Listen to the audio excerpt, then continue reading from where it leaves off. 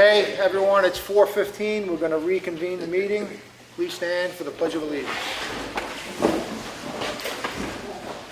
I pledge allegiance to the flag of the United States of America and to the republic for which it stands, one nation, under God, indivisible, with liberty and justice for all. Amen.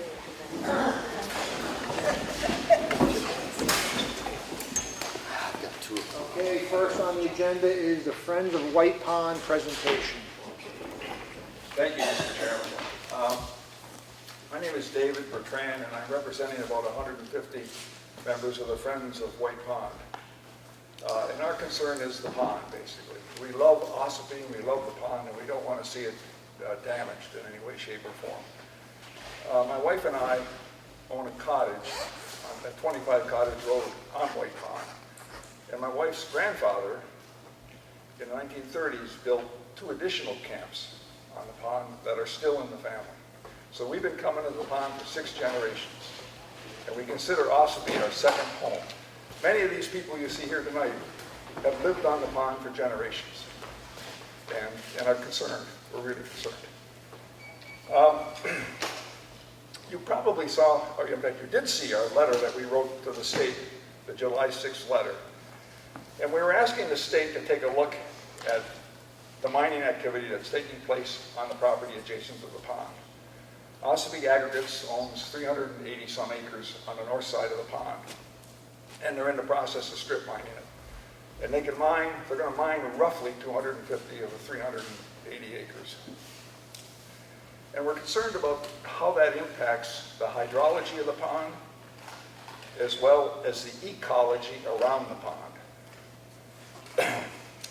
On August the 18th, we received our response, and I think you probably have a copy. If you don't have a copy, I'll give it to you. It wasn't what we expected. It was written by a lawyer, and it basically said that Ossipee Aggregates did nothing illegal. Well, 4 weeks ago, we told the planning board that we didn't think Ossipee Aggregates did anything illegal. In fact, we called Ossipee Aggregates after we wrote our letter to the state asking for a meeting with them. They said they'd get back to us. That was 6 weeks ago. We thought we could work with them to get some of our concerns resolved. There's 4 points that I would like to bring up that I think you should consider in terms of supporting us in terms of the ecology and the hydrology.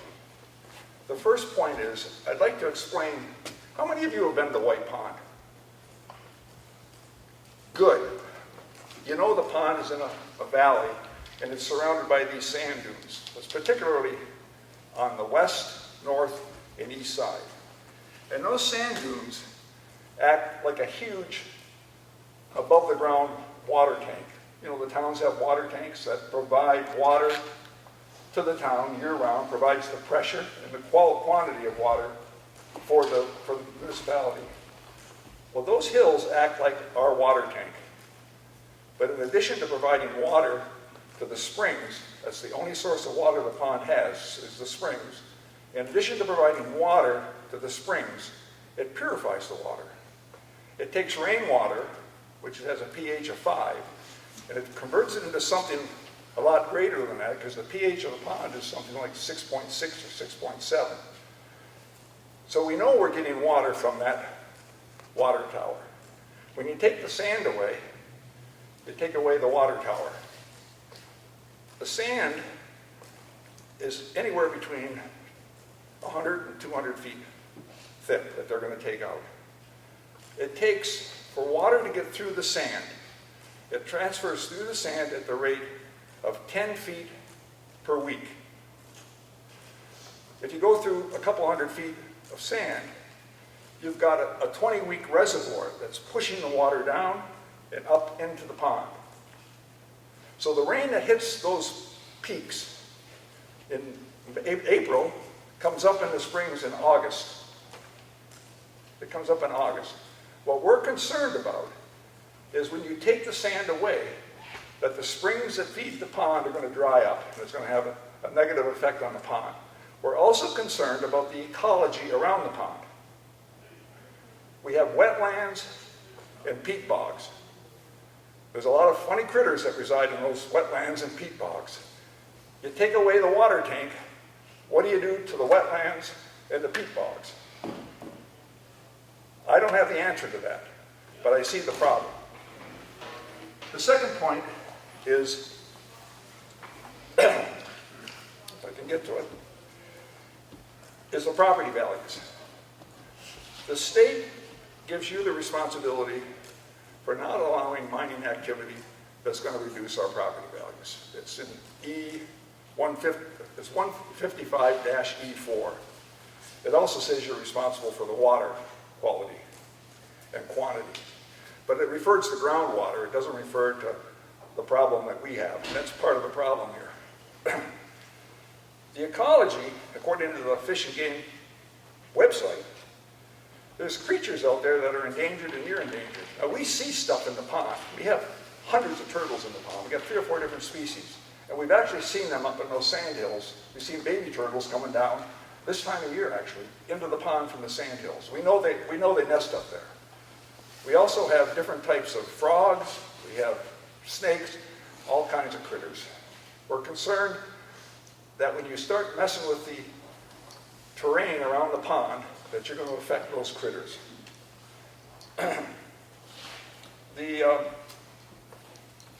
On property values, collectively, we pay over $250,000 in taxes a year. We pay a lot of money.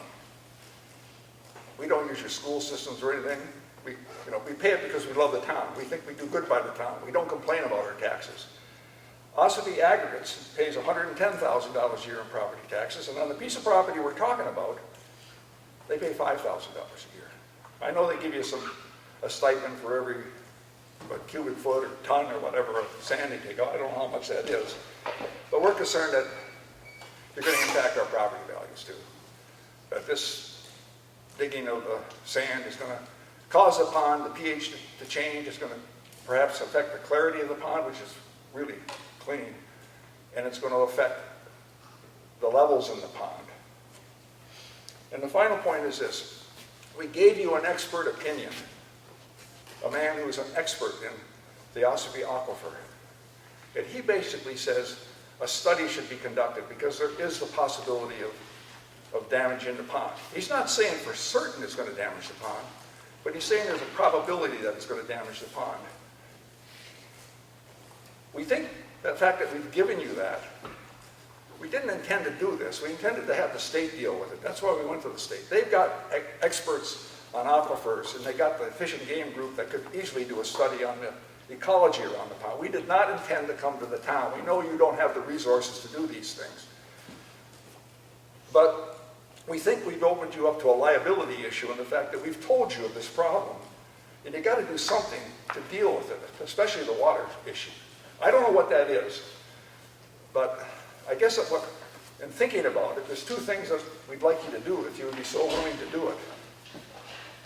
The first thing is to write a letter to Fish and Game and to ask them to give them the mining plan, by the way. I don't think they've seen it. And ask them to do a survey and come back with an answer. Will this mining plan, in fact, affect the ecology around the pond negatively? Will the creatures, the endangered creatures that they talk about on their website be endangered or be affected, I guess is the word. In our letter from the state, it specifically talks about a law that came into place, I think in 2009, and he gave us directions on what we need to do to ask the question of Fish and Game and so forth. It would be better to come from you because I think in the process of answering that question, the people that own the property around the pond, besides Ossipee Aggregates, there's other property owners around the pond, like John McGaitzer has 100 acres and a mile of frontage on the Ossipee Aggregates. The Fish and Game is going to need access to those properties, and so somebody has to write a letter to advise landowners that the study's taking place and access would be given. So it would be something that would be best come from the town. And the second thing is, we're not asking you to spend $100,000 or $1 million on a study. That's not our intent. Our intent is to make sure that the pond is not damaged by the mining. And if you look at what other towns have done, Ossipee doesn't have this. And it's unfortunate. Other towns in their ordinances require the mining company to put in wells and to conduct this study. It's a study that takes place, it's not just a one-time thing. You put in wells, shallow wells, they cost somewhere around $800 a piece or $1,000 a piece. And then you monitor those wells. You monitor those wells in terms of the ground level water, the level of the groundwater, the pH of the groundwater, and you measure it in areas that haven't been mined compared to areas that are being mined. It's not a really big, there's an expense associated with it. Ordinarily, it would be in an ordinance, and the people who are doing the mining would be responsible for providing that plan and that assurances that they're going to monitor it to make sure they don't damage the aquifer, or in our case, the springs in the pond. So if you could pass a resolution that basically says you're going to take Dr. Newton's opinion and you're going to ask the state experts, they got experts up there, we just didn't happen to get them, we got a lawyer, but we asked the state experts to take a look at this and to suggest how you might work with Ossipee aggregates to put in the proper monitoring process to make sure that you don't damage the pond. So that's basically all I've got to say. And if there's anybody that has any questions, I'd be pleased to answer them. Thank you for your time. Thank you. Does the board have any questions before I make a comment? No. So I've been part of this discussion since the beginning. I wear two hats. I'm I know the that. chair and I'm also a state representative. So I have email correspondence that it was addressed to me and 6 other representatives, the 3 representatives from Carroll 5, Joe Kenny, the executive counselor, Jeb Bradley, and Representative Marsh, who's the flotarial representative from District 8. The question was, Jeb Bradley's secretary asked the 6 of us to sign on to a letter in support of the White Pond mission, which is to protect the area. So I had, and I'm going to paraphrase a little bit here, but I had sent her back 2 questions. Basically what I said was, this same group, which is obviously you guys, will be coming to the Ossipee BOS meeting on August 23rd looking for a letter of support. I said, I support the idea, but I have 2 questions. Has anyone reached out to DES to determine the approximate cost of this study and who would pay for it? And is a study of this type normally done regarding gravel pit operations in the state? Can I Go ahead. try to answer? I'm a chemical engineer, okay? I'm not a hydrologist or whatever. I think your question about the cost is absolutely valid. I've been thinking about this from the beginning. There is a cost associated with it. I think if you were able to get a state person to look at it, and I don't know who that is in the state. Like I said, we got the lawyer. We didn't get the right person. There's got to be experts in hydrology in the state. If you could get them to look at Dr. Newton's letter and the plan. See, we're not saying they shouldn't mine there.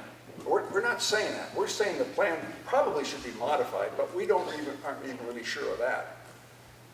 If you could get the hydrologist to look at it and suggest what could be good measures that you could work with Ossipee aggregates and to make sure the pond doesn't get damaged. That's the real question. We said, when we wrote that letter, we didn't know what we know now.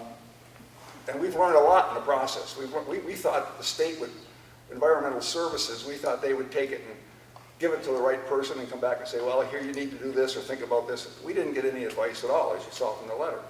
So if I were you, I would pass a motion that says that we're going to take actions to try to protect the pond, which would make us very happy, and that you get an opinion from the state hydrologist, or maybe just like you get legal opinions, maybe you have to go and talk to a company or one or two who do this for a living, who could tell you there's probably a lot of different things you could do.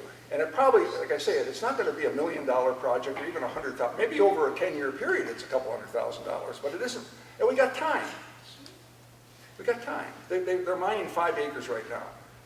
If they punch some wells in this year, we could get a good base for that particular area and what's going on, but we could also get a baseline on the property that they're going to mine. So I would go to the hydrologist at the state, and if you can't get them, you're going to have to maybe spend a couple $1,000s or something to get a hydrologist, but it isn't a big deal.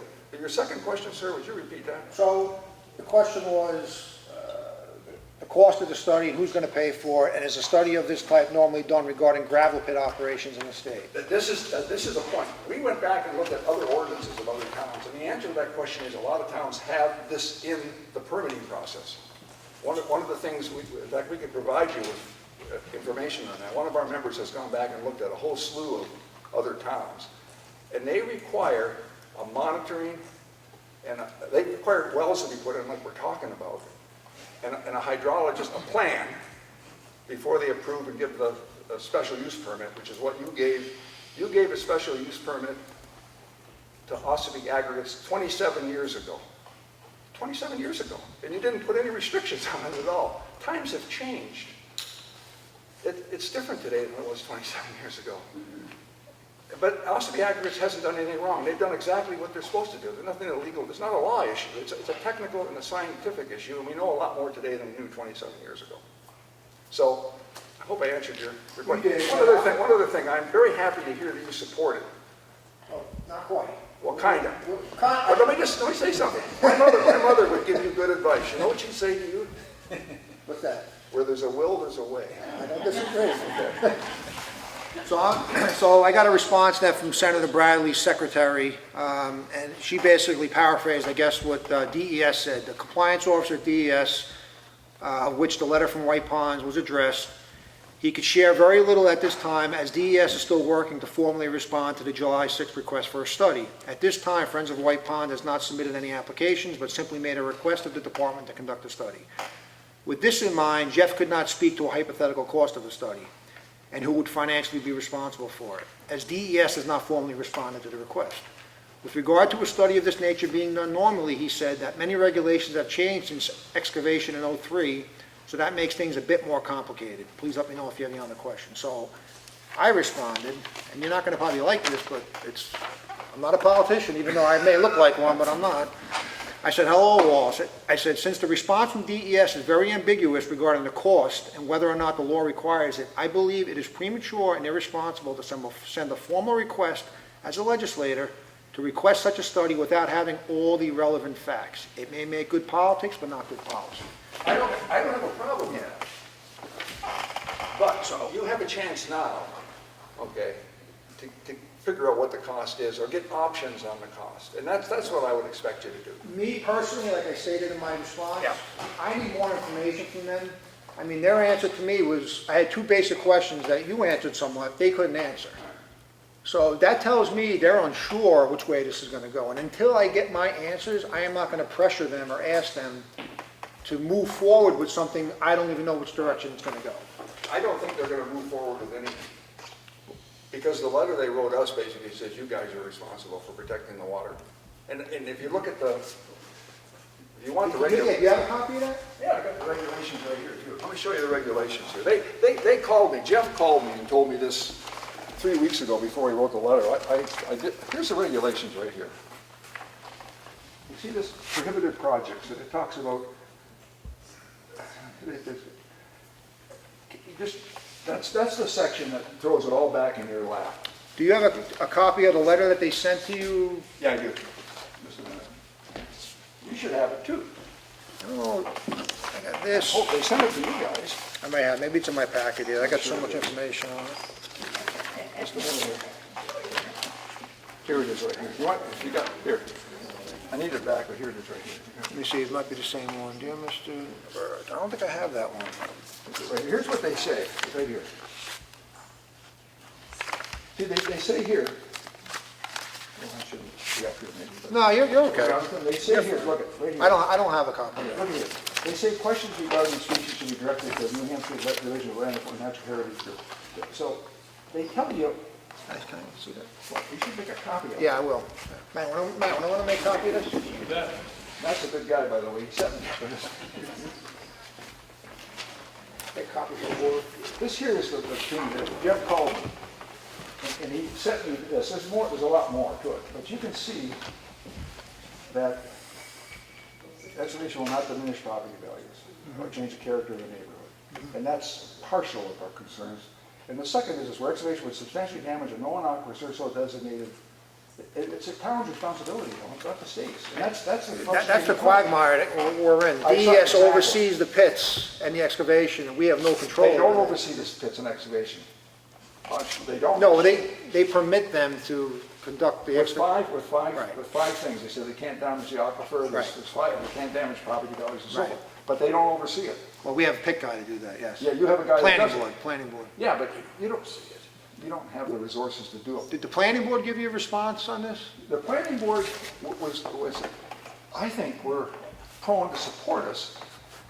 But the problem was they were concerned, the fact that they had issued the permit 27 years ago, that it had to be in legal jeopardy. And I tried to make the point that they've got new information. So when you get new information on something, you have an obligation to act. The liability of not acting is greater than worrying about, you're not taking away their permit. You're not doing it. All you're doing is making sure that the pond isn't damaged. And you may put some restrictions at the next permitting meeting. There'll be a permitting meeting in 5 years. Right. We couldn't make this one. We would have been there with our case because John had the virus. I got that heart palpitation.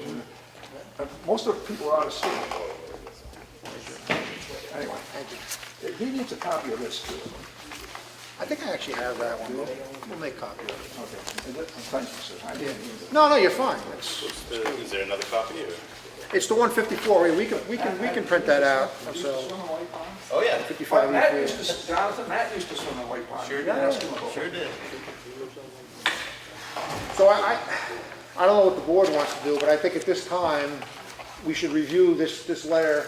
I think we should send a letter to DES probing them a little further. And then if we choose to, we can write a letter of support urging them to Could I ask one other thing? go right ahead. Independently, would you write one more letter, which isn't going to cost you anything? Go ahead, let me write it down. Would you write to the people, there's 3 or 4 different organizations on there that Jeff talks about, On the back, okay. about the ecology around the pond. You see what he talks about, it's none of our, he sees this in Land two. Fish and Game, National Land Heritage Bureau. Yeah, plus, Fish and Game, look at this or here. non-game wildlife Yeah, program. yes, sir. And right up here, he says, he talks about the fact that there's a new wildlife action plan that was adopted in 2011. We'd like to know whether what's going on impacts that. Okay. You would. All right, we gotta do our homework and review this letter, Would you pass a resolution on the ecology, because there's just a letter basically. pass a resolution. Well, whatever you do. Well, it's kinda has no teeth. It's No, symbolic. just say that you're going to write a letter you. Oh, well, yeah, we're gonna do our review of what you gave us, make our determination how we're gonna proceed going forward, and we'll reach out to DES with a letter asking for a further explanation of their opinion on this. Since I didn't get a solid one in my email correspondence Okay. back with Senator Bradley's Will office. you approach the ecology issue too that we asked you to do? You're talking about, Yeah, he says, Jeff says who to write to in terms of the ecology. It's not him. you're talking the wildlife action plan. Yeah, plus the Fish and Game and there's 3 different organizations there. Yeah, you have Division of Forest Lands National Heritage Bureau, Yes. or the New Hampshire Fish and Game Department's non-game and endangered wildlife program. Those 2 organizations? Yeah, there's 3, I guess. Yeah, 2 or 3. If you could write a There's note to 2. them, asking them if they would review, and make sure they got the mining plan. They would review the mining plan in the context of the peat bogs and the wetlands and the species that are around in the pond. Okay. We actually believe, and we're not ecologists, okay, but we've been there a lot, we've seen critters in there that you don't. You're from this, they got plants that eat flies. They got turtles, we got all kinds of different kinds of turtles. Some of our members think there's blanding turtles there, which are highly endangered. We don't know, but the state will know. The state doesn't report where blanding turtles are, but we think the peat bogs and the wetlands, they're not, there's very little, few hunters go in there occasionally in the wintertime, but they're not frequent, they're very private, and they'll be affected by this hydrology as much as the pond. I think the third thing you're referring to is the wildlife action plan. Yeah, It's the whole thing. third- I don't, you guys can figure it Yeah. out. We just want to make sure that the ecology doesn't get damaged in the course of this mining activity. But again, we're not out to tell Ossipee aggregates that they can't do something. We just think perhaps there needs to be some restrictions on what they're doing to protect the ecology and to protect the pond. I appreciate it. Anything else from the board, any questions? Any more public questions regarding the White Pond? Comments? Just a question, are you guys making a motion on that, or do you think you'll just take it under advisement? It's going to be under advisement, like I said, for all the reasons I just stated. Right, because I heard something where we're gonna probe, but then I heard we're taking it under advisement. It seemed like it was going both ways, I just wasn't sure which way. There's no motion to be made because we're not making a decision yet. Okay, We so, have to do our review first. so you think that'll come up next week, or? The meeting, yeah, we'll have a meeting next week. It'll be the next scheduled meeting. Okay, great, so 2 weeks from now? Well, if we get a response by then, mind you, we have to do our homework first. Okay, so that could be 2 weeks from now? Yes. Okay. 2 weeks from now or 3 weeks? 4. Sir? Week after next is Labor Day. So that'll be 3 weeks from now. 3 weeks, okay. Yes. So on the ecology, you got Which gives them time. Regarding, Jeff says what we should do with the ecology. oh yeah, questions regarding threatened or endangered, no, I understand that, yeah. That Right, one. right. But do that one. Just Go since ahead, I'm going to speak. be the one drafting the letter, Right. what is the question? This says questions. The What question do you is have a this. specific The question is, here's the mining plan that we approved and that the state approved. 27 years ago, you said. Exactly, thank you. 27 years ago. The state, this is the funny part about it, Jonathan. The town approved the SUP, special use permit, 27 years ago. Almost 5 years later, the state approved the mining plan. So the town approved the SUP without having a mining plan. It just seems strange, and I mean, that's what happened. So I'd like, what the letter needs to say, it needs to address the agencies here, and it needs to say, here's the mining plan. We've got copies of the mining plan. When you had the planning board had the review for the permit, there's a whole bunch of copies of it. And you send the mining plan, and with Dr. Newton's letter, and say, will this activity affect the species around the pond? Well, I think it's also relevant for the New Hampshire Wildlife Action Plan from '05. He talks about that in here regarding impacts to state or federal list threatened or endangered species. I think you can quote some of the things Yeah, that are in it's the in the, I'll help you go through it afterwards so we have a clear So understanding. can we have a motion and we'll do that? Yeah, okay. I'll make a motion that we proceed with our investigators and do our homework to get an answer for the people from White Pond. Second. Thank you. Thank you very much. Thank you, Don. And will you, But I still didn't sign that letter that Senator Bradley. oh, I know. It doesn't mean anything. What you agreed to do means more to us than that letter, okay? That's why I didn't sign the letter. Yeah. And will you, Matt's got our email, when you have your meeting where you decide to do something about the aquifer and the water issue now, could you email us so I can distribute it to our 150 members? Get that, Matt? Could you send us the result of that meeting? I don't know that we have to, you will make your decision, we don't have to show up for that. No, Yeah. no. Sure it did. Thank you, I really, you guys, They're all open to the public, so anybody. thank you very, very much, thank you, I really appreciate, right, we appreciate the Yes. response. Yeah. I don't think we Yes. could have asked for any more. You have the same concerns we have, and that's all we You want. got a question, David? Yeah, sure. So I just want to be so totally clear on one topic. So Matt's going to write a letter based on the ecology questions. Correct. And Based that- on this letter that they received from DES. And then the separate issue is the cost of putting in wells and the things that Jeb Bradley was talking about. Jim Bradley didn't talk about putting in wells. Or the, No, that was an idea that other towns do when they're zoning. Other towns, if I could clarify, what we're Correct. asking them to do is to look at the DES, give them an answer if they will, but if they won't, to get an opinion elsewhere of what the alternatives are. There's a lot of different things you can do. And if you can't get DES to answer it, there's firms around that will come and give you advice. I mean, it's like a legal advice. It costs you a couple $1,000s probably, but at least you'd have, here's the options, and then you could go to Ossipee. There's a lot of ways to pay for it. You actually do, if you look at the DES website, you can get interest rate loans and grants to do this kind of work. So you got to know what they're going to do first, though.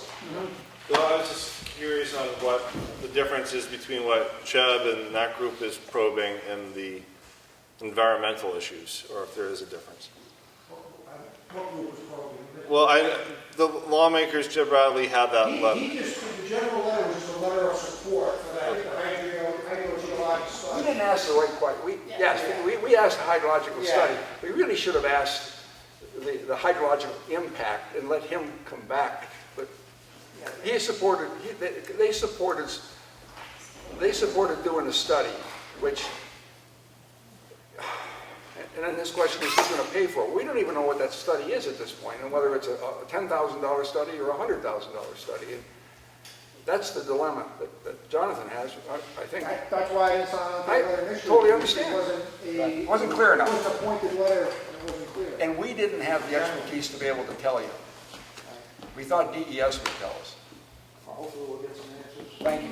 Amen. Can't guarantee it. But then if you don't, you can go to a private firm that will give you the answers.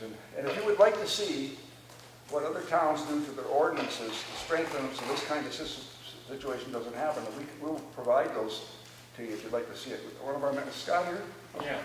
Scott, Just you want need to an come in? email address. Yeah, Scott's done a lot of research on this, right? Scott, you want to say something? Yes, Scott Hughes, 30 Cottage Road. Yeah, I've been doing researches on the different ordinances, and every town puts them differently on their website, so it's not as easy. But one of the examples for the town permit for the gravel is Wolfboro. They require the applicant to provide the rationale on how their removal of the gravel will not adversely affect the known aquifer that's in that area. And they put the illness on the applicant to provide that information to them.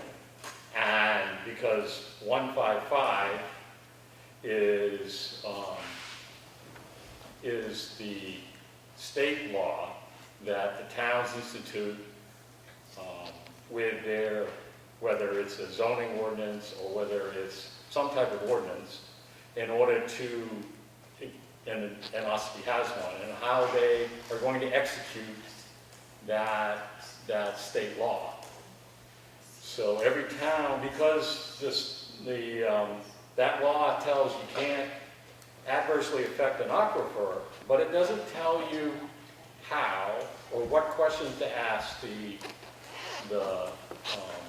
applicant on, what information they need to supply. It does not even say, it only requires the applicant to tell you where the high water mark is, or the high water table is, and to drill or dig pits to validate that before mining. It doesn't even tell you whether you can go deeper than or less than. So the instruction doesn't. Ossipee has an ordinance that's 5 feet above. Wakefield has an ordinance that's 10 feet above.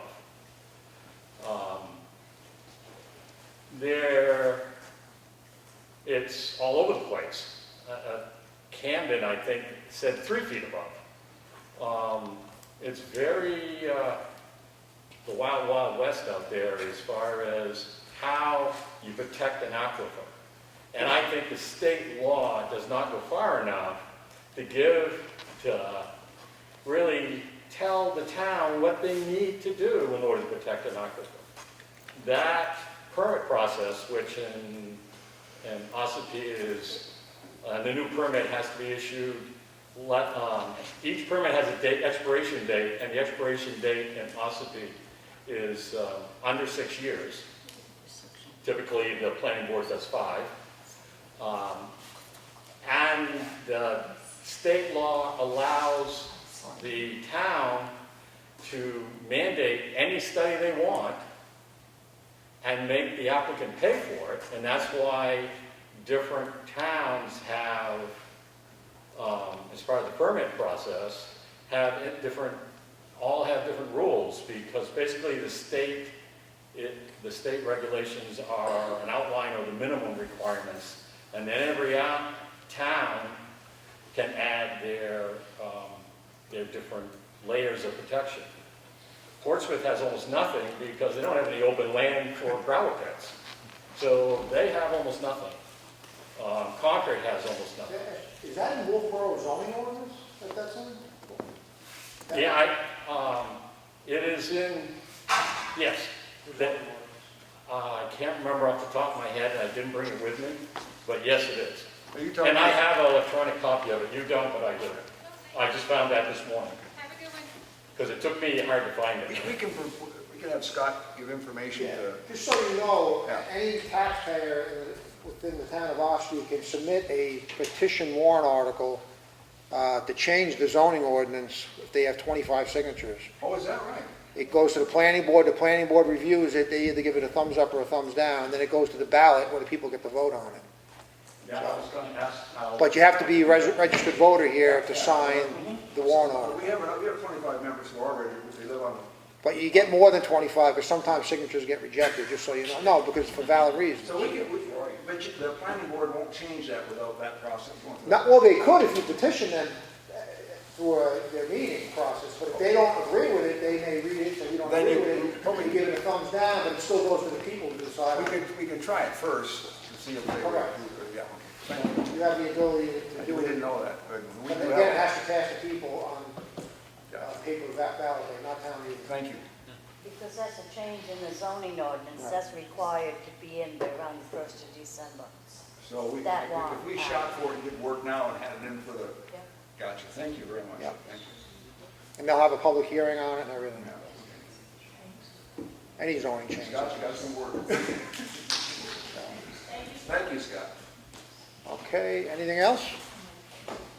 Go ahead, sir. State. I just wanted to introduce myself. I'm John Legates. I own the property at 35 White Pond Road. It's kind of a suburb of White Pond. The property is 100 acres.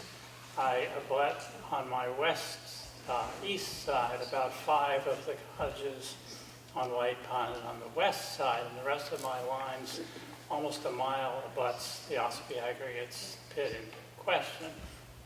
And I have a pond, it's 7 or so acres. White Pond is, and it's called Black Pond. White Pond and Black Pond are aptly named. White Pond is very clear, Black Pond is very murky, and very possibly a different kind of geology from White Pond. And so I very strongly support any effort to learn more about possible impacts that mining could have on the place, partly because 27 years is a long time, and we may need to know more and do more than we did back then.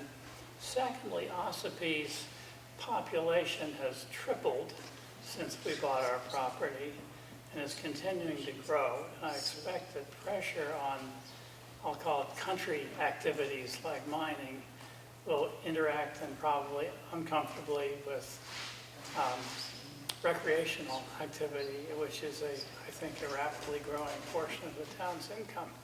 So, don't mean to remind you of headaches you already have, but thank you very much.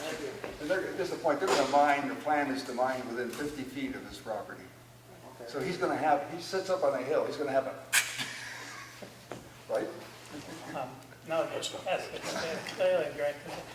Let me add, I'm going to disagree with him on a minor point. The property that I own, where the house sits, is not a sand hill. It's an esker, and in fact, it is probably the highest esker in 48 states. And that's not sand, it's rock and gravel, and that is the attraction that brought Ossipee aggregates to the area. It was very valuable, and they were throwing away sand. It came out as a side effect. I just happened to see, by chance, an article in the Wall Street Journal, maybe 6 months ago, that said sand has suddenly become very valuable if it's the right kind of sand. That is to say, beach sand is no good, it's too smooth, but, well, you obviously know what I mean. Sand's the new gold, they say. So, most of my property and much of the land in Ossipee is made up of what is now a very valuable kind of sand. So the pressure on the town from the recreational growth, and we'll also see pressure, I think, from institutions that want to mine the town. And you got a tough job. Anything else from the public? Nothing? Okay, we're going to move, thank you everyone for coming. We're going to move on to our normal business. Okay, going to open the meeting to the first public input outside of White Pond. You guys got anything? What's that? Public input. Public input? Yeah, that's where we're at now. No, that was White Pond. They were on the agenda. Now we have public input. No? Okay, we're going to go on to the red folder. I have the payroll code for week ending. I can't hear you. Hold on. Just hold on. Let's pause for a second. Everybody gets up.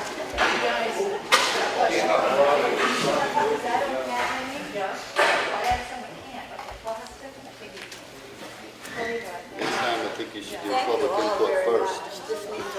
Well, While we was on the while we- agenda. I know. We had all kinds of people here. They all just left. Yeah, but they're all here for the White Pond issue, so. Okay, I have the payroll and accounts payable totals for the week ending August 21st for the check date of August 23rd. Payroll was $36,702.20.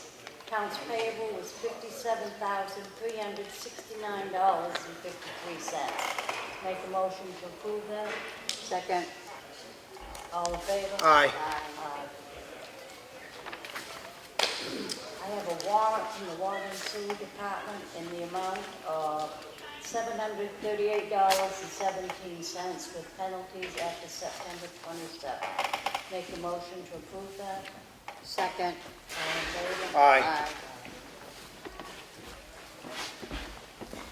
I have Selectmen's minutes for the work session held on August 9th.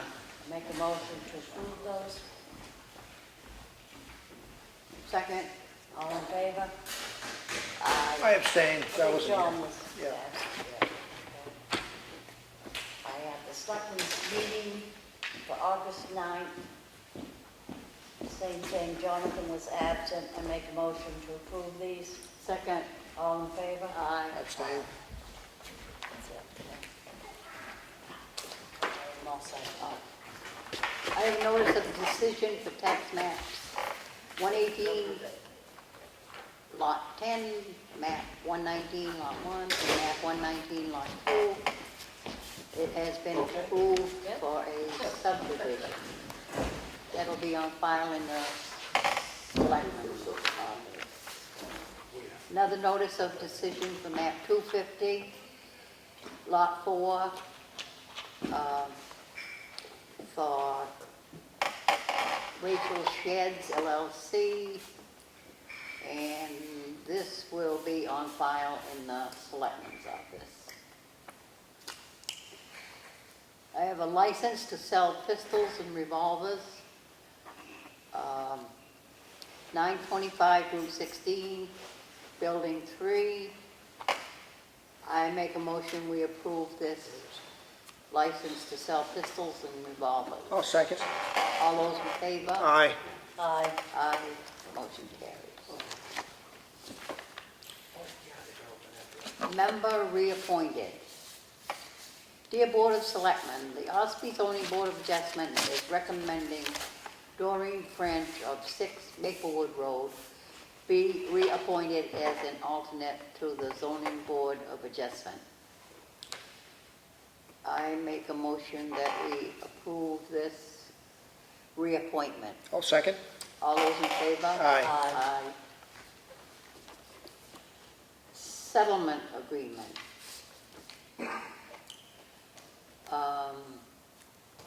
Map 700, lot 1, poles distribution, Fairpoint Communications. Reason for abatement is recommended by the assessor. I make a motion we approve this settlement agreement. I'll second. All those in favor? Aye. Motion carries. So I have a letter from the Conservation Commission. Dear Board of Selectmen, the Ossipee Conservation Commission is recommending Elizabeth Gillette of Thistle Road be appointed as an alternate to the Conservation Commission. I make a motion to deny this appointment to the Conservation Commission. Do I have a second? Second. All those in favor? Aye. Just initial it, pass it down, and we denied it. I have 3 letters to read. Let me get a drink of water first.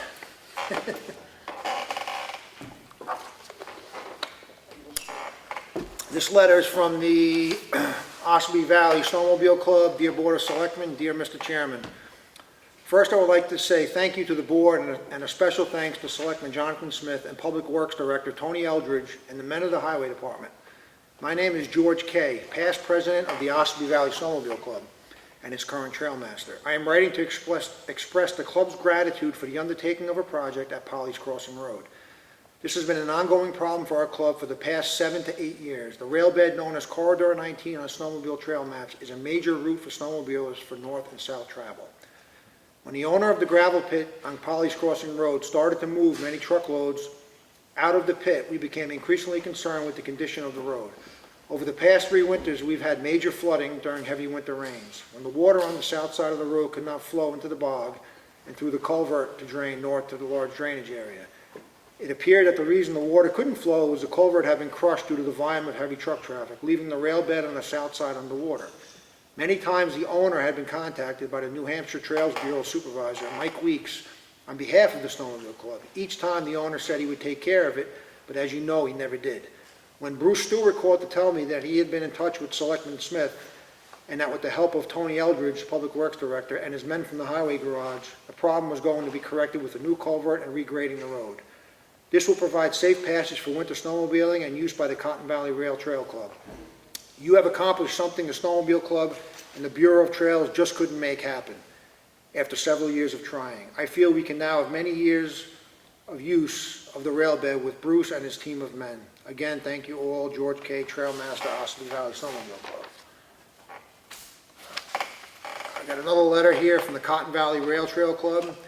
Dear Mr. Chairman and Board of Selectmen, I am writing to you regarding the removal and repair of the gravel-covered grade crossing known as Polly's Crossing. The action was recently performed on this grade crossing through the perseverance of both our town of Ossipee's Select Board Chairman Jonathan Smith and Highway Department Head T.J. Eldridge.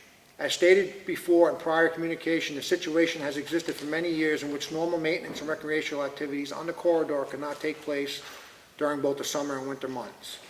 This heavily impacted the abilities of the Cotton Valley Rail Trail Club and the Ossipee Valley Snowmobile Club in maintaining the recreational corridor for recreational use. The due diligence and tenacity of Chairman Smith in researching the NHRSA's pertaining to Class 6 roads and the professionalism in which Department Head T.J. Eldridge and his highway crew approached and addressed the situation were 2 key elements in bringing the situation to light and resolution. I can say with conviction that all legal trail users, both of snowmobiles and rail cars, are very grateful to and for their efforts.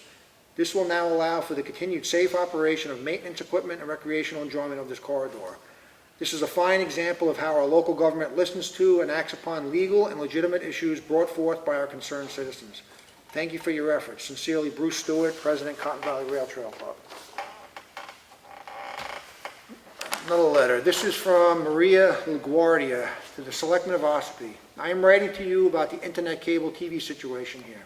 I feel that it is really unreasonable that Spectrum Cable has such a hold on its users for the quality of their service. The cost increases and the response when I call is to lessen my bill. The cost increases and it's handwritten, so it's sometimes hard to understand. The cost increases and the response when I called to lessen my bill is that it would cost more to downgrade my package, and if I was to have wireless internet, it would cost at least $50 more per month. I understand the New Hampshire Co-op is giving high-speed, reliable broadband service to other towns in the state. When the time is up, when the time is up for the coming negotiations with Spectrum occur, you are considering what the co-op could offer the townspeople of Ossipee. I hope you will consider the wallets of town consumers when these negotiations occur. Thank you, Maria LaGuardia. So we looked into this, and our contract is up next year. Next August, according to Spectrum. Right, so we're going to look into whether or not we put an RFP out to see if there's anyone else that would be interested in running the cable, another cable franchise of some sort, maybe with better or cheaper service. But And more coverage for underserved Right, more areas. coverage, so we're gonna work on that going forward next year. Well, maybe actually this year, for next year. Okay, that's everything I got in the red folder. Old business, you got updates on Whittier Bridges on here? I have excellent updates. We, on Friday, received the formal approval from the DOT to award the bridge work to CPM Constructors. This is the letter with a notice to proceed and a amended project agreement. So the funds that they were hoping they could get to us, they in fact, this is the formalization and approval of those funds. So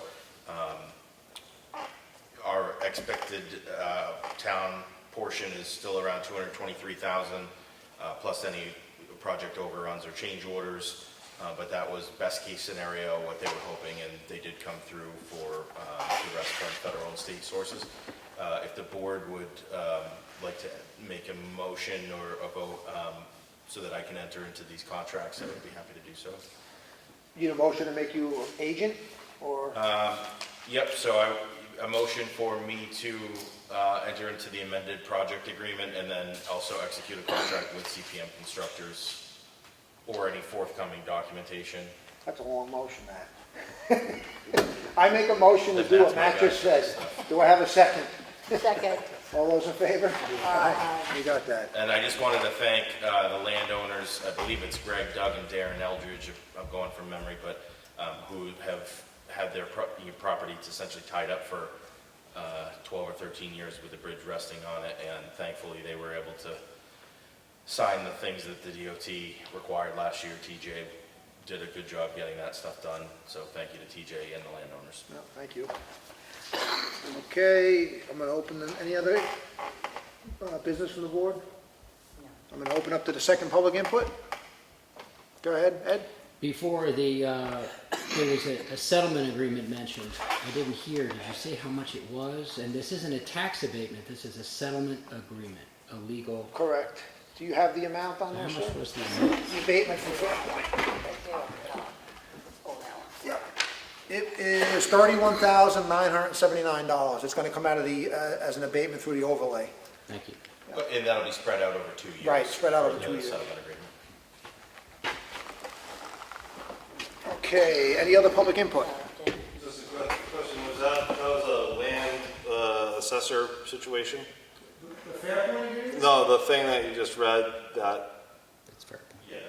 oh, that's, Yeah, 31,000? yeah. That's Fairpoint. That was a legal agreement. Yeah, it's a class action lawsuit they had with most municipalities regarding the legality of some of the way they were being taxed, and there was a Supreme Court decision fairly recently on it, and the class action defendant attorney worked out a deal for the municipalities that were defendants. Mason just kind of reminded me, a while back, the Woodstock Village people were upset with the assessor and all that. How did that situation play out in terms of abatements and stuff? I don't think there were many abatements, and ironically, a lot of those people ended up selling their houses for more than the new assessed value that they complained about. So that's my anecdotal but honest response. Any other public input? Nothing? Go ahead, I Dallas. have something. And I wasn't sure if I was going to say anything, but this might be the last meeting I get to go to. I'm a little concerned about these vaccine mandates that are getting pushed. And I'm wondering if you guys are going to allow that to happen in this town. No, HB 220 has been passed by the legislature. For municipalities and government employees, they can't mandate the COVID vaccine. Well, but the president just came out and said that he was mandating all healthcare employees that are getting He can do that under. getting federal money. Yeah, well, he can do that with Medicare dollars. We have no control over that. But that involves the nursing home. Correct. We don't govern that. And I understand that, but a lot of people in this town work there. If they don't want to do it, then they shouldn't be forced to do it. And I sympathize with them. Yeah, but there's a second part to that. He's mandating that they get it, but if they don't, under two reasons. One's a religious one, and the other one is they're tested every week. That's the only way to get around it. Okay, neither one of those should be anybody's business, Well, I first agree, of all. but- And second of all, if they fire you for it or let you go because you don't do it, you're also losing your insurance on top of it all, because of policy. None of this should be legal, and everybody should be standing up and saying no. I do not understand, when did we become such cowards in this country? I don't understand. This has been going on for 1.5 years. We were told 2 weeks to flatten the curve. Now we're being told if you don't wear a mask all the time, you're going to die from a variant nobody's proven. I just don't understand. I myself, personally, nobody's going to shoot me with a needle, okay? Not unless I tell them it's okay, all right? So I'm not sure what you guys are going to do to stand up for the people in this town that don't want any part of it. Because there's a lot of people in this town that don't want any part of it. Well, unfortunately, we don't control the county nursing home. Well, no, but that's not just, I mean, you have a school, you have businesses, and I understand, you don't control any of that, but when they all get shut down to the people that have been here for years, paying taxes to this town, living in this town for years, and they can't do anything, when they can't go to a grocery store? Like I agree, like you said, that people need to speak up, because they have more power than the three of us. I don't begrudge anybody What was for that, getting a Frank? vaccine. There's only 2 people here. Do you Well- see anybody else? Anybody can do what they want, okay? That's the great thing about being America. But right now it seems like if you don't do what they tell you, then you're a problem. I don't think that's right, and I'm sure I'm going to fight. I'm not going to let this happen, and I don't know how else to do it. You guys are my first line here. You could say talk to the governor. We know he's not going to listen. You can say talk to whoever. We know that Fauci's a liar, been proven a liar 1,000,000 times over, but yet everybody still believes him. I don't know what else to do here. My wife's been at the nursing home for well over 16 years. She's not taking the shot. She doesn't believe in it. She's watched a lot of people get sick, as have I. So what happens then? The state legislature tried to pass an enhanced version of 220, where it would have prevented, it would apply to all private businesses, nursing homes, everybody. But there's certain members of the legislature, they call themselves Republicans, in my mind they're really not, that voted against that legislation. So it would have protected your wife and would have protected private businesses from this mandate, but they voted against that. So you need to take that up. Honestly, I voted the other way. There are those who voted against it. It seems to me that it doesn't matter. The law doesn't matter anymore. The Constitution doesn't matter anymore. None of the rules seem to matter. So here we are. We're following the rules. We've followed the rules for years. And now all of a sudden, the rules don't matter on the other side. So why should we follow the rules anymore? Why should we do any of that? I'm not sure. And I don't think it's anybody's right to dictate to somebody else what they have to do. I'm going to close it off on that, guys. I think we agree with you on the premise of that, but again, it's going to take the people to act up and rise up and Well, I'm to wondering be active. where all the people are, because I feel like everybody's a bunch of friggin' cowards. So just let me ask you, we'll move along here. How come you're not coming to any more meetings? What meetings? You said this will be your last meeting. Well, because I may not be able to come in. Why? Well, because there's a bunch of mandates that are getting ready to be infected. And you're in charge of emergency management, aren't you? We're going to Right? let you Yeah, now. right. Well, I'm just wondering, you're in charge of it. Didn't you say at one point you're in charge of emergency management for the town of Ossipee? When COVID started, actually Dana Cullen is our emergency management operation person. He's the one that oversees it. So I know the CDC has a bunch of guidelines that they're going to put out. They've already set them out there as to what they're going to do when they start quarantining towns.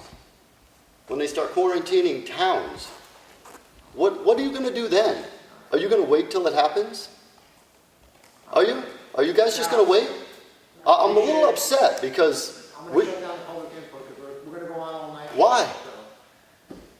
Anything else? Nothing? Oh, go ahead. So HB 220, sorry, Dallas. Does that also applies to school employees? Yes. Okay, great, thank you, that's it. Okay. No, I appreciate it, but Dallas, we can talk all night on this, so we have to move along here.